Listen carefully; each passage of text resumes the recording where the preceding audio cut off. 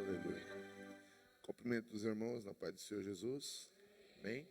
Aproveitando que estamos em pé, abra sua Bíblia no livro de Neemias, capítulo 1, versos 2, 3 e 4. Neemias, capítulo 1, versos 2, 3 e 4. Glória a Deus. E veio Anani, um dos meus irmãos, ele e alguns de Judá.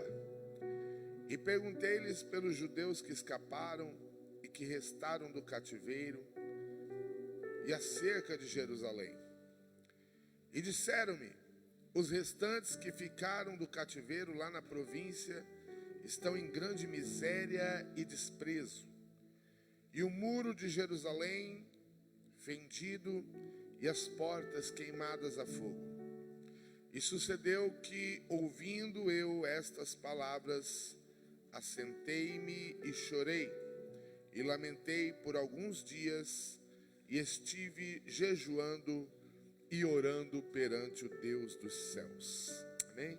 Pode se sentar, em nome do Senhor Jesus. Glória a Deus. Aleluia. Um culto de missões, e é um culto emocionante. Culto de missões sempre é emocionante. Sou de um tempo que nós tínhamos as festas, e no domingo pela manhã havia a manhã missionária. E para mim era o melhor da festa, era a manhã missionária. O culto de missões, ele envolve a questão da entrega. Sabe, de você realmente descobrir para que você nasceu. Para que você foi feito. Eu penso que essa é a pergunta milenar. Filósofos fizeram essas perguntas.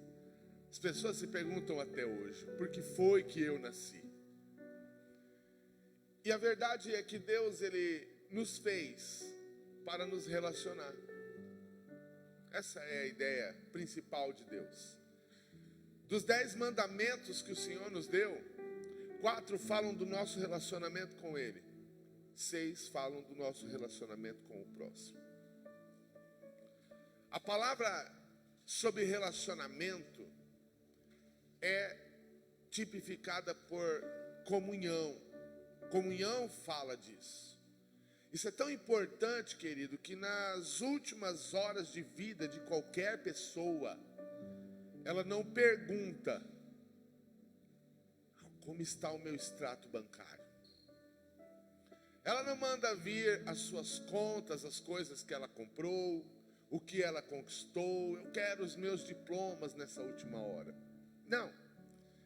Nos últimos momentos da vida, ela quer as pessoas com quem ela se relacionou, as pessoas que ela ama.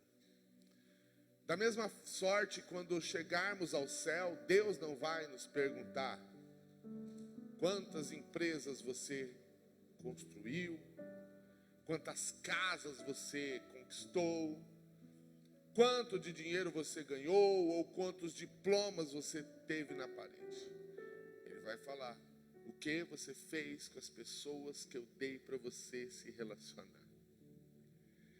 E missão é exatamente essa empatia de se interessar pela vida humana, de se importar com o outro, de se importar como está a condição do outro. E eu gosto muito do livro de Neemias, porque Neemias não era um profeta. Você não vai abrir o texto e falar livro do profeta Neemias. Ele não era profeta. Neemias não era sacerdote. Neemias não fazia parte do alto clero, não fazia parte das liturgias do culto. Neemias não era um obreiro judeu da sinagoga judaica. Neemias não era um religioso. Neemias era apenas um homem que amava Deus. Era um homem que tinha uma posição privilegiada. Ele ocupa uma posição importante no reino do imperador. Neemias tem uma posição que é uma posição de confiança do rei. A Bíblia diz que quando ele vai aparecer na presença do rei, o texto diz, estando a rainha sentada com o rei. As pessoas que se aproximavam do rei junto com a rainha eram pouquíssimas. Porque temos que lembrar que os imperadores morriam de medo de serem assassinados. Então, a comida deles era primeiro testada por alguém. Neemias é um copeiro. E Neemias é essa pessoa que prova a comida, que prova a bebida, que está disposta a morrer pelo imperador. Neemias tem uma posição de ser o homem de confiança do homem mais poderoso da terra.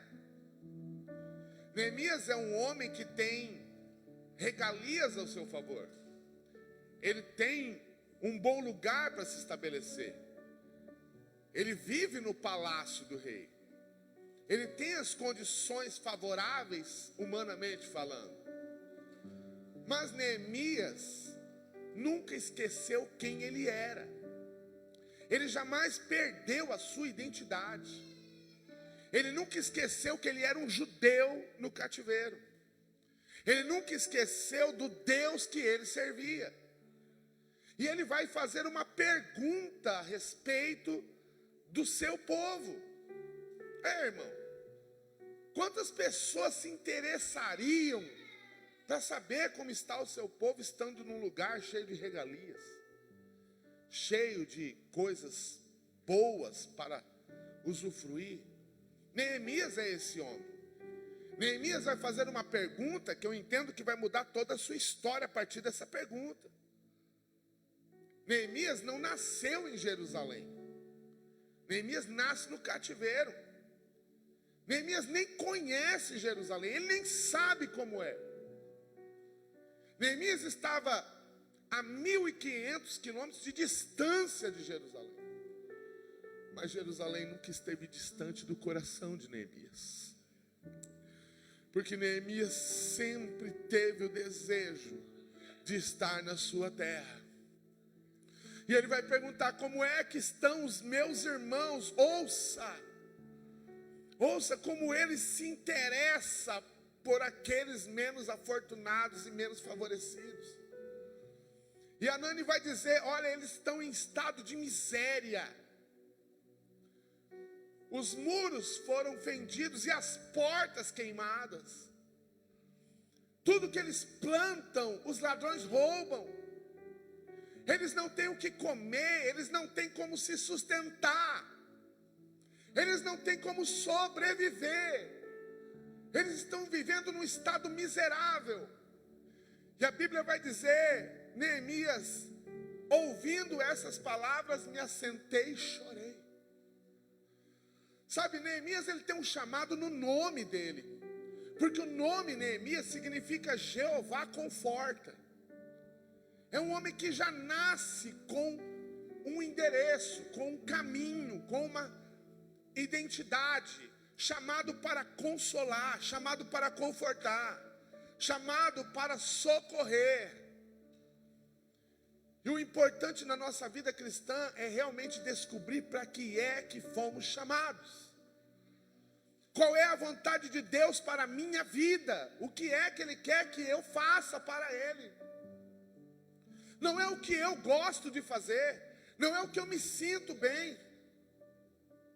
Irmãos, eu já passei tanta situação na frente do pastorado, que quantas vezes eu me lancei e falei, Deus, eu não quero mais pastorear. Eu estava vendo falar do irmão que renunciou. Eu quis renunciar ao meu cargo de pastor, mas é impossível, porque não fui eu que me alistei, não fui eu que peguei uma ficha de emprego e disse, quero trabalhar para o Senhor. Não, foi Ele que me chamou, foi Ele que me escolheu, assim como você. Não foi você que escolheu Ele, não foi você que se apresentou e disse, eu quero ser crente, eu vou ver como é que esse negócio de crente. Não, foi o Espírito que te incomodou e te trouxe a este lugar. Você não chegou aqui à toa, você não chegou aqui de graça, chegou porque Deus te trouxe a este lugar, porque há um propósito eterno para a sua vida. sabe? E a gente às vezes dá desculpa, mas eu sou assim, eu sou assado, eu tenho falha aqui, eu tenho falha ali. Como se Deus não conhecesse as nossas falhas. Ele olha para Jeremias e fala: Jeremias, antes que te formasse, eu te conheci. Ele está dizendo: Jeremias, eu já sabia que você era chorão, eu já sabia que você era lamentador, eu já sabia que você reclamava, eu já sabia que você parece frágil, eu já sabia que você é emocionalmente instável, e mesmo assim eu te chamei, Jeremias, mesmo assim eu te escolhi e te dei as nações por profeta. Oh, aleluia, glória a Deus. E essa coisa de chamada é interessante, sabe por quê? Porque Deus chama os improváveis. Você é um improvável. Eu sou um improvável. Ninguém nos queria dar oportunidade, mas Deus nos chamou. Observe o chamado de Deus. Deus chama um homem para dar linhagem à nação. Deus chama alguém para dar a história da nação. Ele chama quem? Ele chama Abraão. O pai de Abraão era fabricante de estátuas, fabricante de esculturas, era idólatra.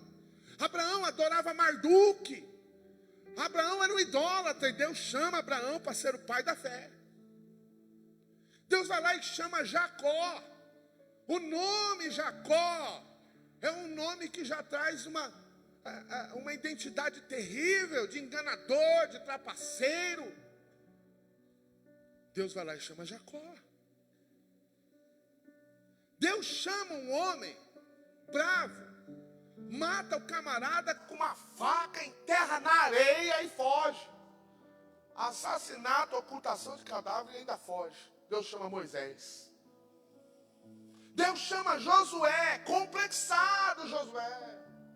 Josué não é nem servo de Deus, ele é servo de Moisés. Deus chama Josué. Deus chama Jonas, fujão. Deus chama um homem muito ruim, que arrastava as mulheres pelas ruas e lançava na cadeia. Deus chama Saulo de Tarso. Deus chama Timóteo, tímido, que misericórdia, Senhor. Deus chama Timóteo. Sabe o que mais me admira?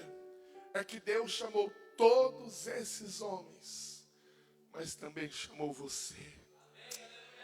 Também chamou você. Diga: eu sou um vaso escolhido. Oh,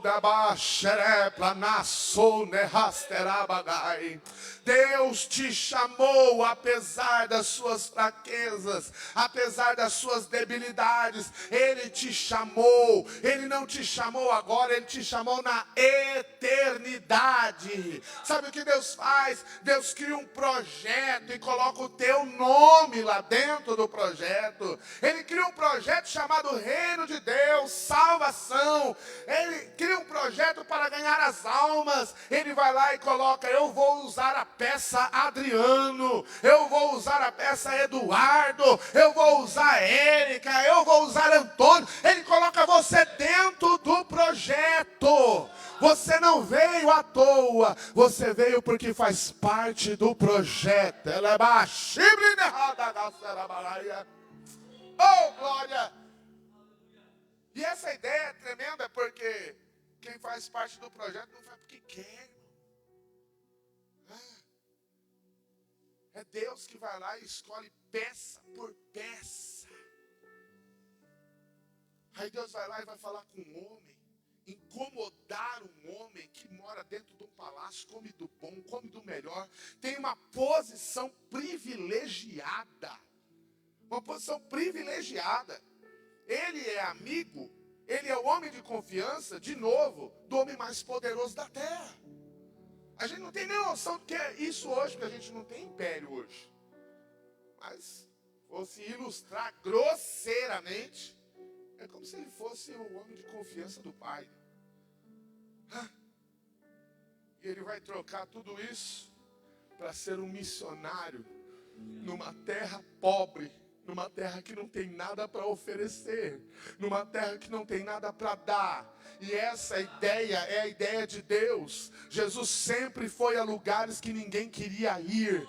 Jesus sempre foi a lugares que o homem desprezava. Sabe por quê?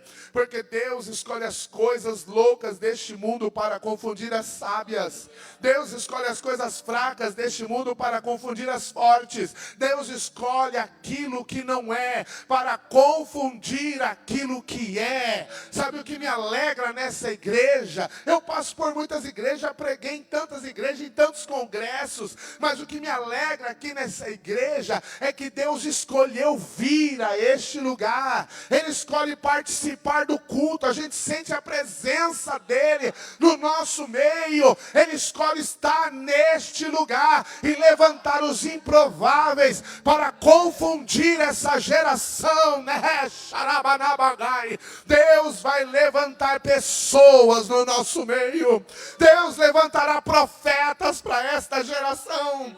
Às vezes a gente olha o tempo que estamos vivendo e fala quanta frieza, a igreja está distante, a igreja está carnal. Deus sempre levantou profetas em tempo de frieza. Deus vai levantar Elias no tempo de descaso, no tempo de indiferença espiritual. Deus vai levantar profetas na hora que ninguém quer. Esta é a tua hora, este é o teu momento. Deus vai levantar você, né?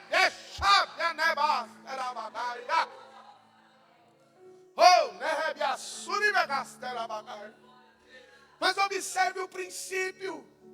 Neemias é um homem de uma alta posição, e ele troca essa posição, esse comodismo, para ir atrás de fazer algo a respeito dos seus irmãos. Sabe qual é o pensamento dele? Eu preciso fazer alguma coisa.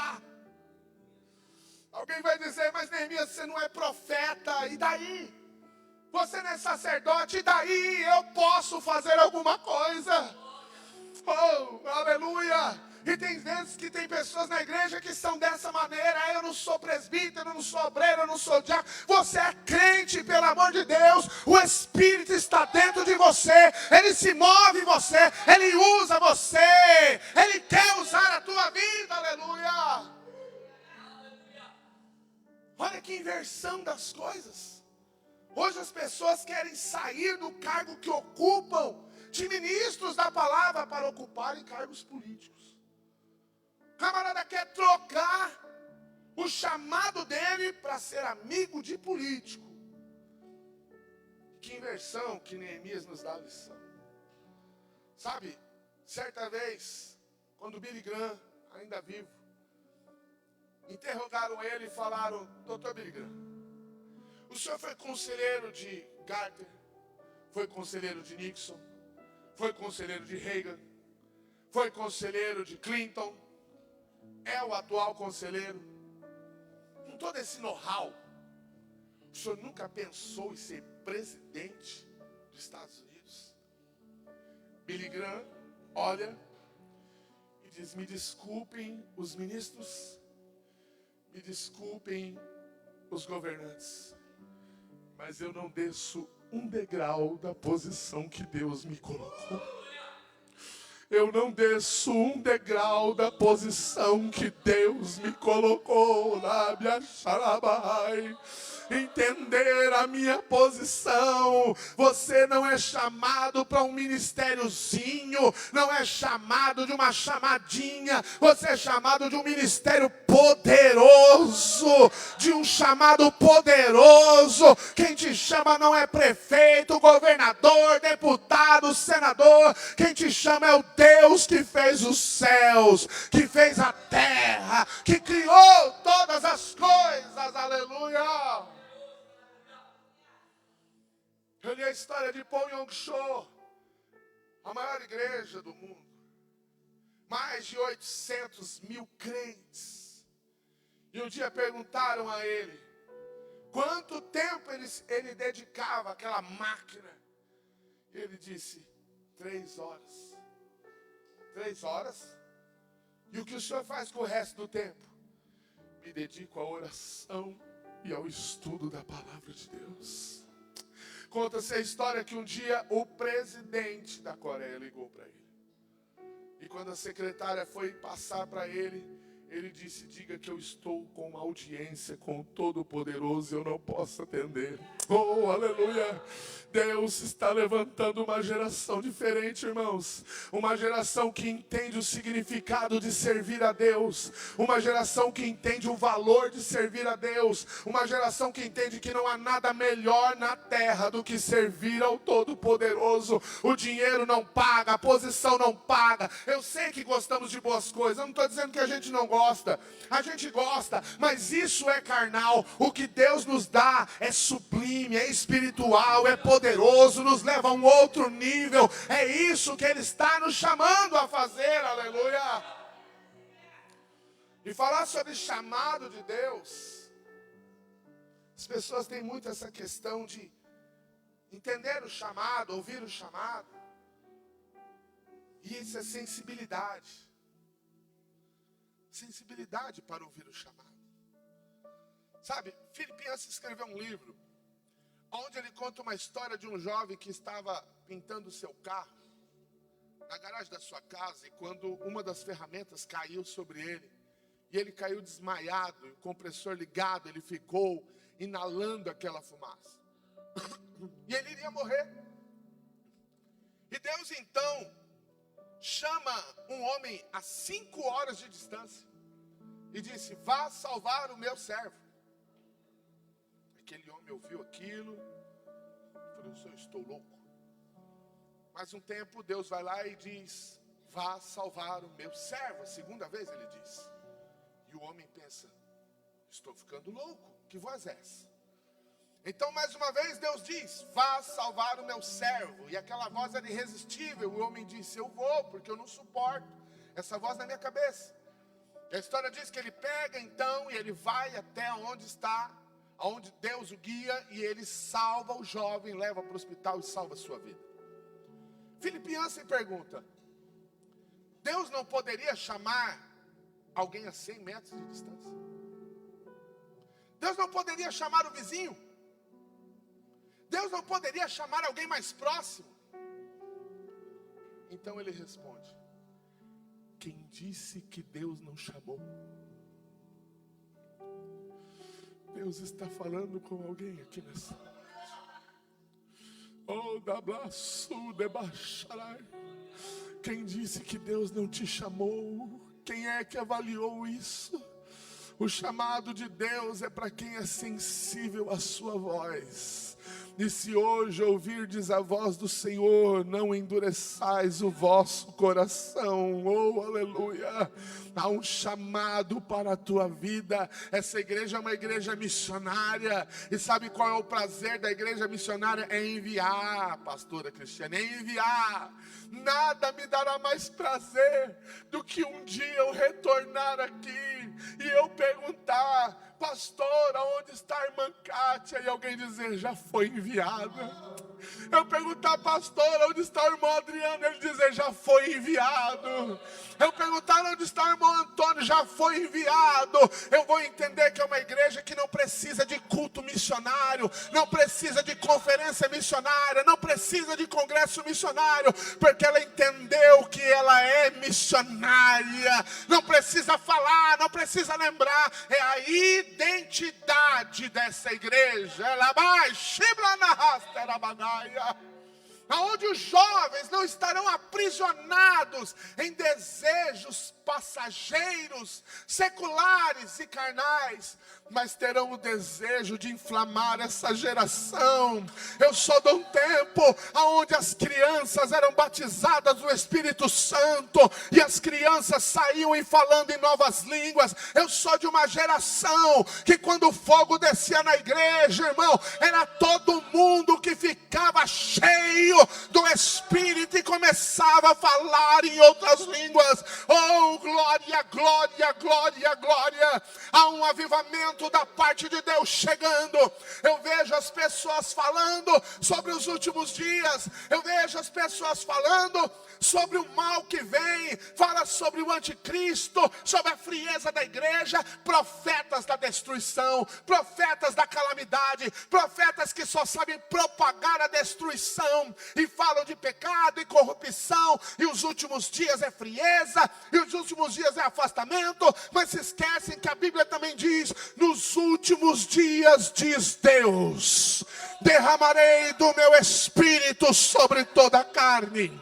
Os vossos filhos profetizarão, os vossos velhos terão sonhos, os vossos jovens terão visões. Os últimos dias é marcado pela chama do Espírito, é marcado pelo avivamento, é marcado por sinais, por milagres. Deus vai levantar uma geração inflamada, que não vai ter medo, não vai ter vergonha, não será aprisionada pela tecnologia, mas vai abrir a sua boca e não poderão resistir ao Espírito, não poderão resistir à sabedoria que vão receber. Receba a palavra, coma a palavra, absorva a palavra, pegue a palavra nessa noite, aleluia.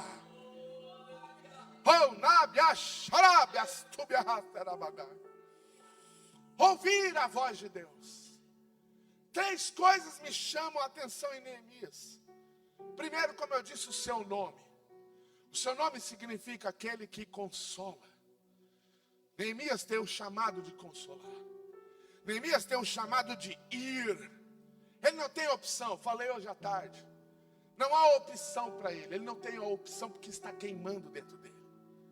Ministério é pesado, irmão. Sabe quando eu sei que o camarada tem chamado? É quando ele pensa em desistir.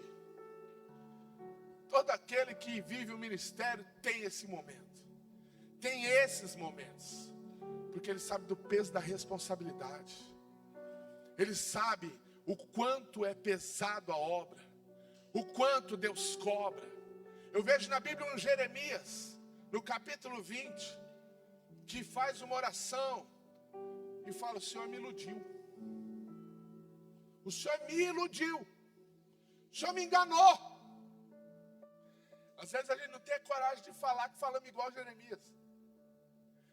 Mas quantos no meio da caminhada do ministério já falaram: eu não sabia que era assim. Senhor, o Senhor devia ter me falado, eu não imaginava que era assim.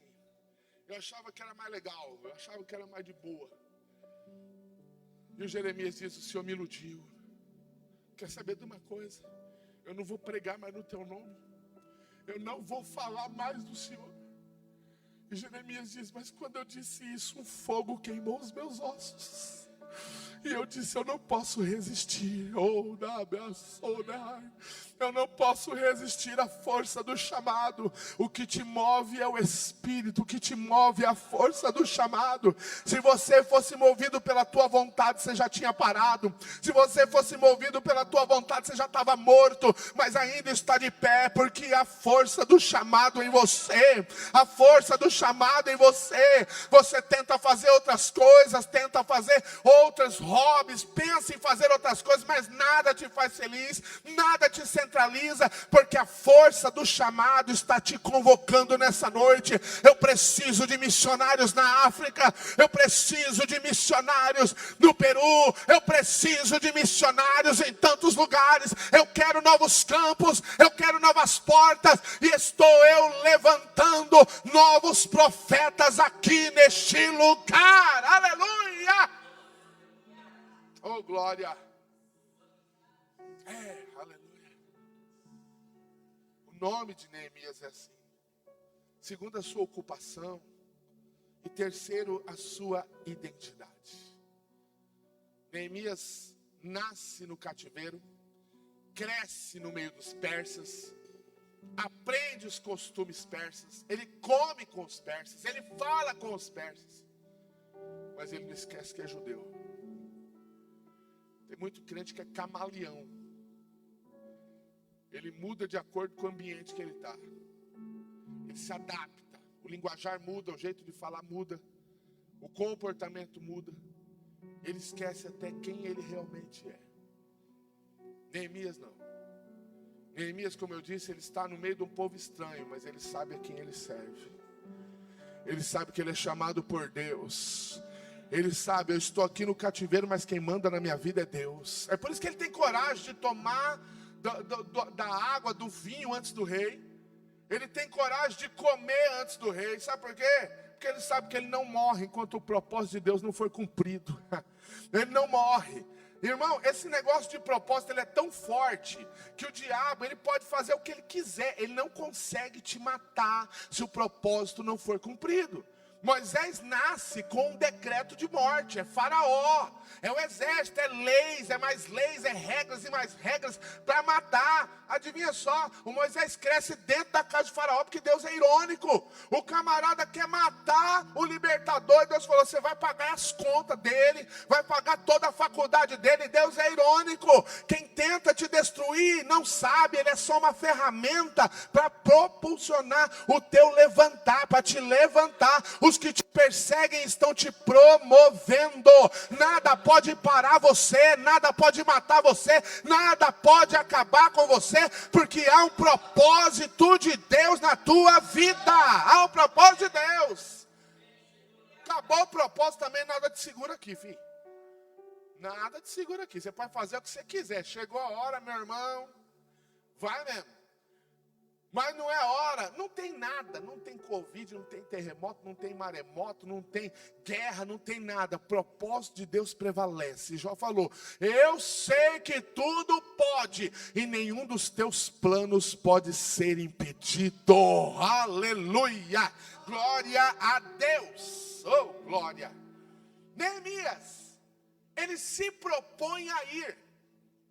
Porque ele sabe que existem problemas na terra de Jerusalém. E falar de problemas, havia pelo menos 3 problemas em Jerusalém. Primeiro, os muros estavam derribados. O muro fala de segurança. É o muro que protegia, é o muro que deixava os inimigos afastados. E agora os muros estão derribados. Ou seja, os inimigos têm acesso livre. Os inimigos fazem o que querem. E muitas vezes tem vidas espirituais que não têm defesa. Não tem defesa, está tudo quebrado. O inimigo ciranda, ele faz o que quer dentro de casa, no meio da família. Ele vai saqueando todas as coisas, porque não tem defesa, porque não tem proteção. É por isso que essa noite aqui, ela é tão diferente, porque hoje Deus vai levantar muros ao teu redor. Hoje Deus vai colocar proteção ao teu redor. Hoje Deus vai colocar uma barreira na tua casa. O inimigo não pode entrar dentro da tua casa, não pode entrar dentro da tua família, não pode tocar nos teus filhos, não pode tocar nos teus netos. Há uma proteção de Deus sobre você. Hoje Deus vai levantar muralhas ao teu redor. Hoje Deus vai levantar. Eu não sei, tem gente sofrendo, que está perseguido, está passando conflito. Hoje Deus está mandando te dizer, hoje Ele vai pegar o teu perseguidor e vai colocar por terra. Hoje Ele pega o teu perseguidor e coloca por terra, porque o propósito dele é você. Aleluia, aleluia, oh glória.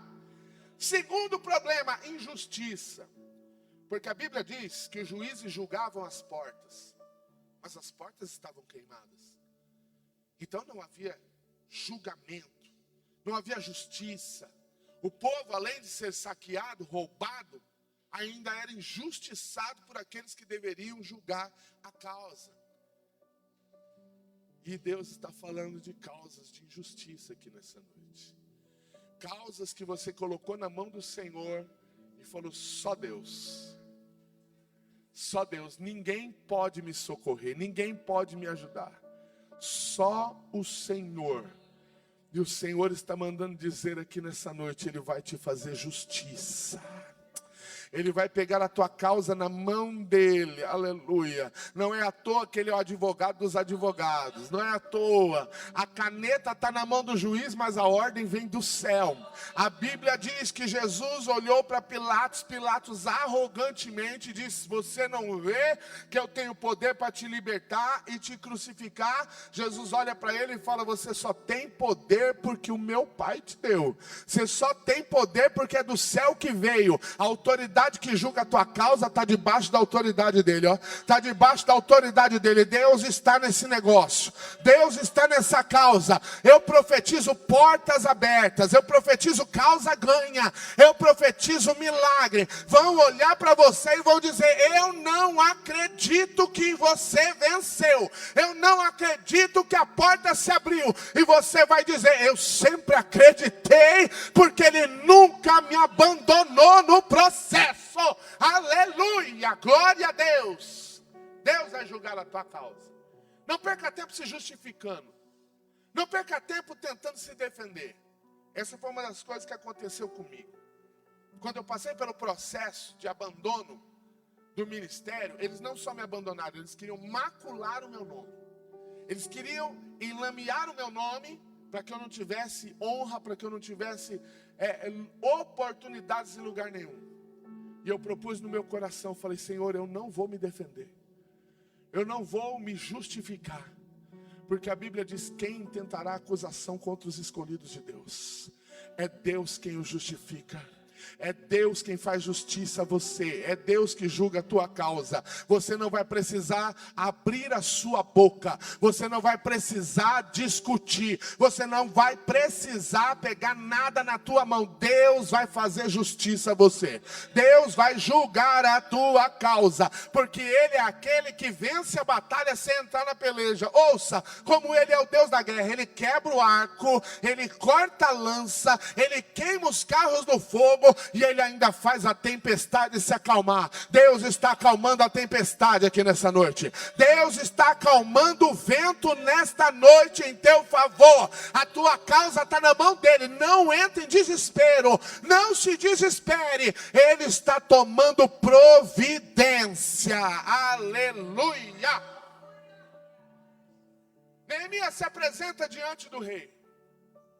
E ele faz 3 pedidos. Primeiro pedido, ele pede para ser enviado. Ele aparece triste na frente do rei. O rei diz: por que você está triste? Ele fala: mas como que eu não vou estar triste? A minha família está em estado de miséria. Os meus irmãos estão morrendo. E ele falou: e o que você precisa? Se o Senhor permitir, eu quero ser enviado. Sabe, a característica do missionário é exatamente essa: é o desejo de ser enviado. É o desejo de ser enviado. E é curioso porque Neemias não está escolhendo um lugar legal. Ele sabe que o lugar é ruim. Ele sabe que o povo está em estado de miséria. Ele sabe que não há dinheiro, que não há honra, que não há fama, não há vaidade. Ele sabe. Mas ele sabe que Deus chamou ele para isso. E se Deus chamou ele para isso, o melhor lugar é no centro da vontade de Deus. O melhor lugar. O melhor lugar. A gente precisa resgatar isso. Sabe, Deus chegou para Moisés um dia e falou: Moisés, é o seguinte, ó. Vocês vão herdar a terra, estou mandando um anjo com vocês. O anjo vai acabar com os inimigos. A terra mana leite e mel, só tem um negócio: eu não vou. Eu não vou. Moisés cai de joelho no meio do deserto e falou: eu também não vou. Não me faça sair desse lugar se o Senhor não for comigo. Eles podem ir para a terra prometida. O melhor lugar é no deserto contigo. O melhor lugar é onde o Senhor está. Aonde o Senhor está é o melhor lugar. Se o Senhor for comigo, aonde o Senhor me enviar, lá é o melhor lugar da terra. Lá é o melhor lugar. Então esse desejo de ser enviado é a convicção, é a certeza de que Deus vai com você. Diga para quem está perto de você: Deus vai com você. Deus vai com você. Você não vai só, Deus vai com você. Aleluia. Deus vai com você. Oh, glória. Então, primeira coisa, ele pede: eu quero ser enviado. Segundo pedido, ele fala: rei, se o senhor puder, me dê cartas que me permitam passar pelos guardas da floresta. Sabe o que ele está dizendo? Eu quero ter segurança no meu ministério. Eu quero ter segurança no meu chamado. Eu quero ir, mas eu quero ter certeza que eu não vou ser frustrado no meio do caminho. Eu quero a garantia de que eu vou concluir essa obra. Eu quero ter a garantia de que isso não é puro emocionalismo. Eu não estou aqui emocionado e vou levantar a mão porque eu quero ir, não. Eu quero ter certeza de que o Senhor está comigo nesse negócio. Porque se o Senhor estiver comigo nesse negócio, eu estou indo agora. Se o Senhor estiver comigo nesse negócio, eu me disponho agora. Aleluia. Terceiro lugar, ele diz: e se o Senhor puder, rei, eu preciso de madeiras para construir os muros e a casa que eu deverei morar. Sabe o que ele está dizendo? Eu preciso de sustento. E quando se fala de missão, é muito maravilhoso essa parte do ser enviado, romântico, né, pastor? Mas se não segurar na ponta da corda, meu irmão, a gente não pode permitir que o missionário pereça. Nós somos essa base. Nós somos essa força. E é por isso que o Senhor me falou, desde o dia que iniciou as pregações aqui, o Senhor falou: eu vou levar essa igreja num nível de prosperidade maior. Eu vou levantar pessoas aqui neste lugar com poder aquisitivo maior. Eu vou multiplicar semente. Eu vou multiplicar aquilo que ele já tem. Eu vou visitar as suas finanças. E eu vou promover crescimento por conta do propósito que Deus colocou no teu coração, pastor. Ele está dizendo: eu vou abrir lugares novos. Eu vou expandir as tendas. Eu vou ampliar as tendas. Eu vou ampliar território. E eu vou dar gente para segurar na ponta da corda. Vai porque eu sou contigo, diz o Senhor. Vai porque eu sou contigo, diz o Senhor. Não é só enviar, é garantir que quem vai não vai perecer. É garantir que quem vai não vai morrer no meio do caminho. Essa é a garantia de Deus. Ele chama, ele capacita, ele respalda e ele envia para o campo. Aleluia! Só para a gente encerrar, esse desejo pelas almas, ele é nutrido. Eu tenho que nutrir isso. Eu tenho que me alimentar de que Deus vai me enviar para algum lugar para alcançar as almas. Sabe, pastor Josué Erion estava indo para um congresso. E no meio da praça havia um jovem com uma camiseta escrita assim: nasci para ir ao inferno. E ele parou, olhou e falou: não, você não nasceu para ir ao inferno. O inferno foi feito para o diabo e os seus anjos. Você nasceu para ir ao céu. Então o jovem olhou para ele e falou: sim, o senhor está me falando porque o senhor está com o seu terno bonito. Então ele falou: mas se é por conta disso, eu vou tirar o terno e eu vou tomar um tempo contigo. E ele não quer saber se ele tem congresso, se ele tem festa para pregar. Ele senta e começa a conversar com o jovem. De repente, naquela conversa, ele olha para o jovem e diz: Jesus te ama.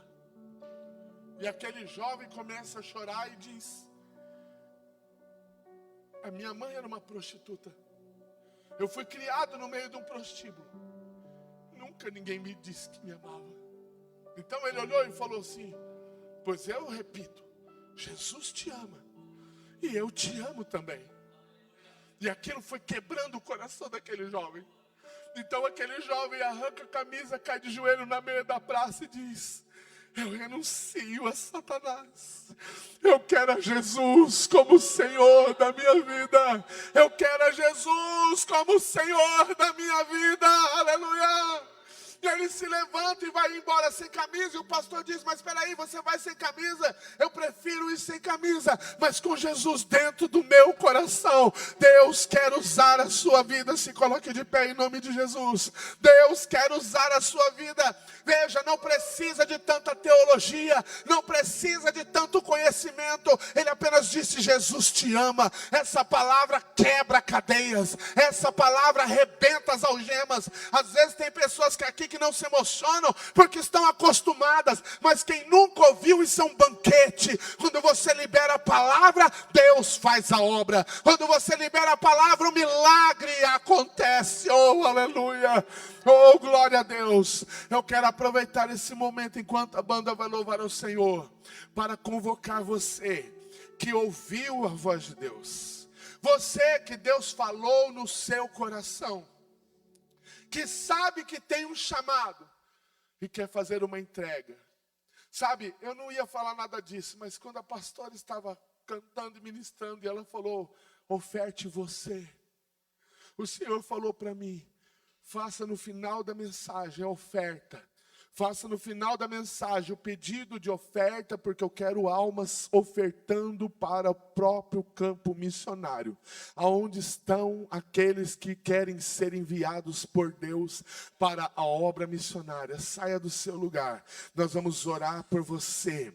A razão de você sentir toda esta angústia é porque você está fora do centro da vontade. Deus quer te colocar no plano dele, no projeto dele. É Ele que te dá a ferramenta, é Ele que te dá a unção, é Ele que te dá a graça, é Ele que te dá a autoridade. Aonde está? Aonde está? Tem mais pessoas nessa noite. Se ouvirdes a voz do Senhor, não endureça o vosso coração. Não endureça. Deus quer enviar você. Deus quer levantar você. Deus chamou você. Deus escolheu você. Aonde está você? Aonde estão aqueles que vão entregar a sua vida para missões? Aonde estão aqueles que querem dizer, Deus, eu quero ser usado, eu quero que o Senhor use a minha vida para algo útil nessa vida, eu quero que o Senhor use a minha boca, o meu louvor, a minha palavra, a minha oração. Aonde está você? Aonde está você? Aonde estão aqueles que não vão resistir à voz do Espírito? Aonde estão aqueles que não vão resistir a voz de Deus? Aonde estão aqueles que estão dispostos a fazer, a cumprir a vontade do Senhor, a sair das páginas românticas da história e fazer parte da vida viva e espiritual da Naxerebra na Rafa na Badai? Eis-me aqui,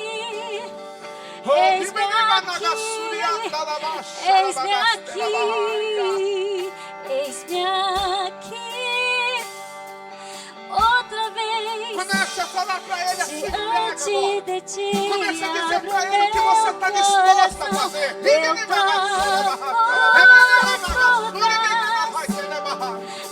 fazes maior que você.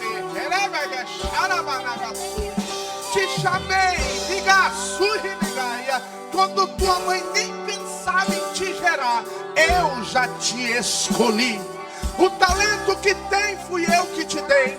E através do teu louvor eu vou curar. Através do teu louvor eu vou libertar. Eu usarei o teu louvor para quebrar cadeias. Fica na minha posição. Eu vou encher a tua vida de autoridade.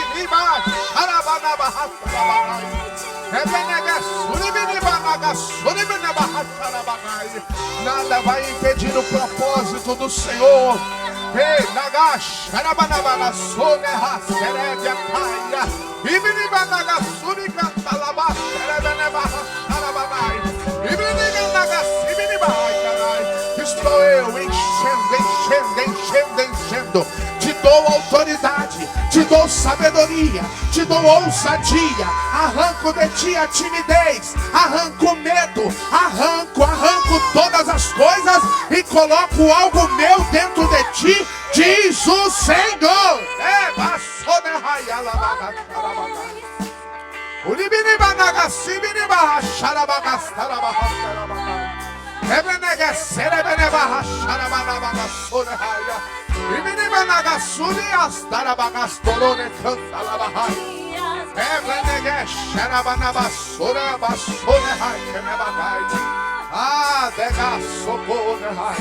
Ah, como vou te usar. Tu nem imaginas como eu vou usar a tua vida. Eu vou te encher tanto que todas as fraquezas vão desaparecer diante da minha glória. E te usarei poderosamente. E colocarei tudo no lugar, diz o Senhor. vou arrumar a tua casa, vou arrumar a tua vida, vou estabelecer um caminho reto e te farei trilhar por ele.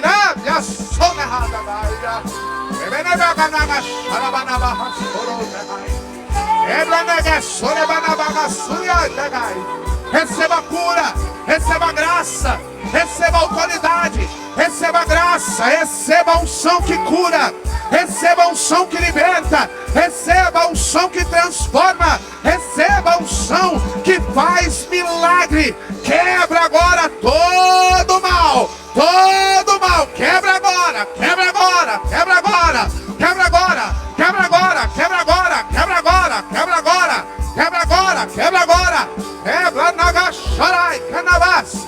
Só quem pode adorar, adore. Só quem pode adorar, adore. Só quem pode adorar, adore. É grande o chamado, filha. É forte o chamado, filha. Não há como resistir. Não há como resistir. O que tenho para ti é maior do que você pensa. O que tenho para ti vai além da tua compreensão. Irei espantar aqueles que virem o teu ministério nas minhas mãos. Vou confundir aqueles que desprezam. Vou confundir aqueles que rejeitam. E te farei ferramenta poderosa em minhas mãos, diz o Senhor.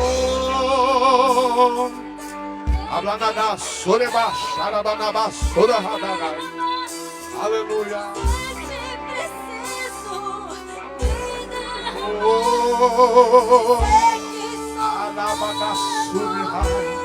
Oh Deus, cobre com teu sangue a vida dessa criança.